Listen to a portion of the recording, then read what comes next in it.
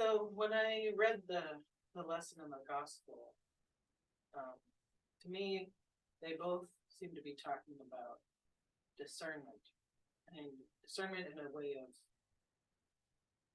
figuring out when is the right time to speak to somebody about something. Because there's always those people in those times where if you try and explain yourself or the situation or what they're doing, they're not going to hear you, and you're going to end up feeling like you wasted your time, and they're going to have their reactions, and no one really wins.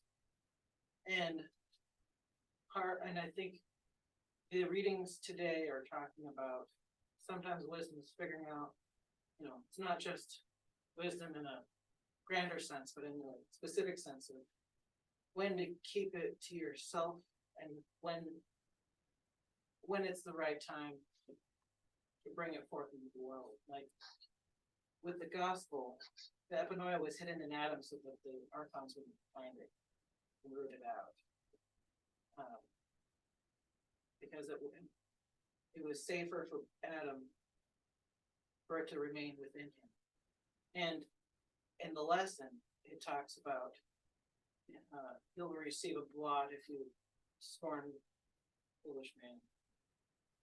And I think that is, to me, it's more of a metaphor than a literal thing as far as just going in circles.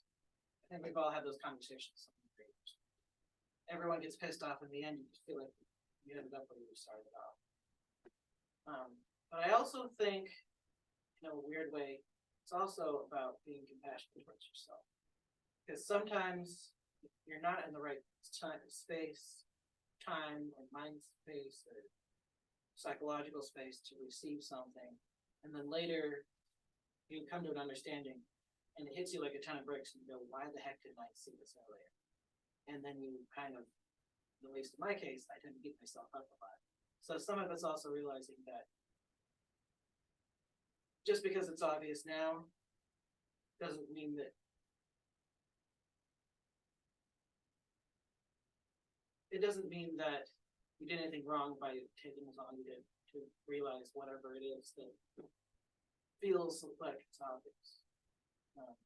And there's also just the idea that having revelations that make you think I should have seen it earlier is kind of universal. I mean, everyone's going to have it in different areas of their life, obviously. But just know that if you're going through something like that, you are definitely not alone. I'm sure everyone in this room, included, has been through something like that. So, yeah.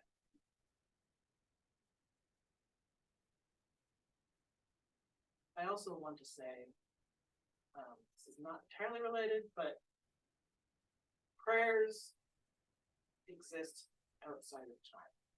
So like when we pray for the dead with the Requiem service earlier, those prayers, they kind of exist in the space outside of time. So when you're praying for someone,